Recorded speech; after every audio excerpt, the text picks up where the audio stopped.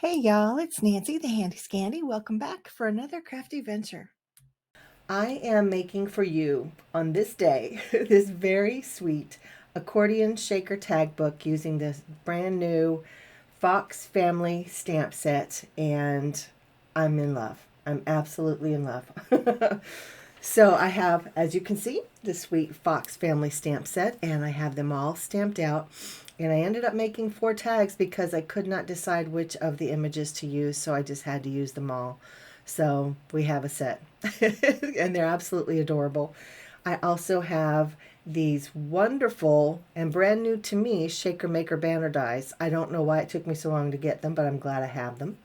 And I also have these 4 tags from my stash. They were created with some leftover medium from a previous project that I did for Whimsy. And so here is a tip that changed my world. I tend to leave my supplies, my products, when I get them in the packaging. It's just easiest for me, but what I dislike is how difficult it is to get tags off of that adhesive. It's great for storage, it's great for sales, all of that, but in terms of getting your product in and out of the packaging, it's a little difficult. So I use my embossing bag. So we all have different types of embossing powder mechanisms. Mine is a bag. I have a couple different bags, and I just smack it over that glue or that tape adhesive, and it removes some of that sticky, so it helps get those dies in and out of the packaging a little bit easier. So I'm sorry that took me so long to explain, but for me, it's a worth it tip. So I have die cut all of my pieces using the smaller of the 2 dies from the Shaker Maker banner dies, and you can see that I did just a little down and dirty ink blending on the top half of each of those dies, the background as well as the front frame. And the top half I used Lucky Clover Oxide, and the bottom half I am using Gathered Twigs, and this is the regular Distress. And I do a little bit of splatter after each. So I do some splatter on the green, I do some splatter on the brown, and look at that lovely inky mess that I'm making. Does that drive you crazy? Or are you like me and you absolutely love an inky mess? My heart is happy, happy, happy when I'm making a mess like that. And look at those results, like all of that beautiful splatter and texture. Oh, it just makes my heart swoon. Okay, back to the process. So you can see that I have added a pretty strong double-sided adhesive around the perimeter of each of these frames. Excuse me, and now I'm adding acetate. There are lots of acetates out there. This one is just from my stash. This calls for Confetti, has a great acetate. So lay it down on that double-sided adhesive because we don't want it coming off. So you want to make sure that it's a strong adhesive. And then I just use my scissors to fussy cut it out because cutting any type of acetate with dies is very difficult. But I just use a little undercut technique where instead of holding my scissors parallel to my cardstock, I tip the bottom under just a little bit, and that helps so that you don't have any excess hanging out. And now this part you could have done before you put the acetate in. This was just my process. But I'm taking some of those smaller stamps, which almost all stamp sets come with them, the smaller like background or extra stamps that sometimes get ignored. And so in this case, these actually create the scene. Like, and before I put the trees down, you couldn't necessarily tell that it was a landscape. It was kind of coming together, but once the trees are on there, boom, now you have a scene. It just makes that much of an impact. And so right here, I'm stamping, excuse me, I don't think this is Lucky Clover. I think that is Evergreen Bough. Pardon me. It's pollination time here in North Carolina, and my allergies are crazy, so I do apologize. But I wanted to show this from a different perspective instead of up close because you can see how each one now is its own scene. Each little banner tag is its own scene. And then I'm going to add them to the larger tags and extend that scene. So I have stamped, colored, fussy cut each of these little Foxy family members out. This particular project isn't about the coloring of the images, it's more about the construction of the tags, but obviously they are the star of the show. So I just wanted to make sure that I showed that. And one tip is when you fussy cut, if you don't want a white border, take a black pen and go around the edge of your image, and then that just makes a really clean black border around each image so that you don't have that white border.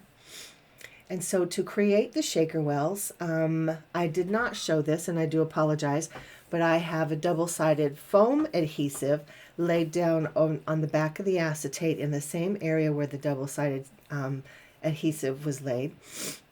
And that creates the shaker well. And I always add, excuse me, a little bit of wet glue as well, just to give me a little wiggle room if I need it. And I put down, in this case, some iridescent clear confetti, and then I close it up by putting the back of the tag on there, and I shake it to make sure everything moves, and it does. Sometimes the little confetti want to get stuck to the edges of that double-sided foam tape. So another tip is that you might want to go in before you put the confetti in and just take like your embossing bag again and like pop some of that powder down in there, so that will take some of that adhesive off the sides. So now here again, I'm auditioning all my pieces and my players. And this is kind of a dress rehearsal, if you will, because everything's coming together. It's just a matter of finding the placement and where I'm going to put everything down. Now, you can see that I have my mini tags on the side kind of overlapping each of the larger tags. So I do that for a couple reasons. A, it adds interest, and B, it extends the scene, if you will.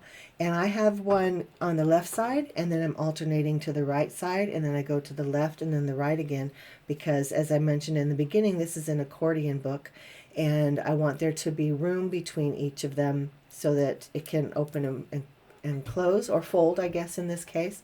And so where the two come together to form a signature, I don't want there to be any overlap. And then on the next one's the same thing. So in between each signature is where the smaller of the banner tags will overlap. And I'll show you what I'm talking about when we get there. So see top, middle, those two where they overlap, that will be the middle of the signatures, because on the right is one signature, and on the left, where I'm adding some more trees, will be the left signature. And we'll be putting it together right here, you can see.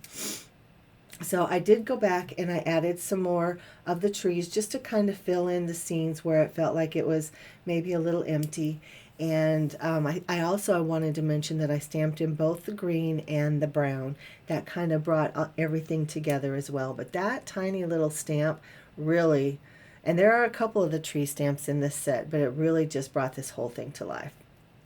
Super, super cute. And again, these tags were created from leftover medium from a previous project, and they've just been sitting in my stash for a while. They've been calling out to me, but here we are. Now, to create my accordion, I will link to another video where I made another tag book similar to this not long ago. But on this case, I just have this felt ribbon. I think it was from the Target dollar place during Christmas, and it's just this fun evergreen felt ribbon, and I thought that would be really fun way to use that ribbon and to tie all of these together. And so you can see that I've just, well, you can't see, but I've adhered the ribbon with hot glue on the back, and I'm sorry my words are getting tongue tangled. But here we are at the end, and now you can see what I'm talking about with my signatures, how I want them to go left, right, and you can see it as a completed project. But that is my book, and here is kind of a close-up look at each one of the tags. And I just had a really good time with this. Lots of tips for you. I hope that makes sense, and I hope you're able to use some of these tips. And just let me know what you think downstairs. I'd love to hear from you. Everything, as always, will be linked and listed downstairs in the description box for your convenience. And you are welcome to do some shopping if you are so inclined. But in the meantime, guys, I look forward to talking to you downstairs in the comments, especially if you have questions. I know I got tongue-tangled today and probably was a little bit confusing, so I apologize. Drop me any questions you have downstairs and I will answer them. And also, if there's anything you'd like to see, let me know and I will try to do that for you. In the meantime, guys, this has been Nancy, the Handy Scandy. I humbly thank each and every one of you. Mwah! I'm out, and I'll see you next time.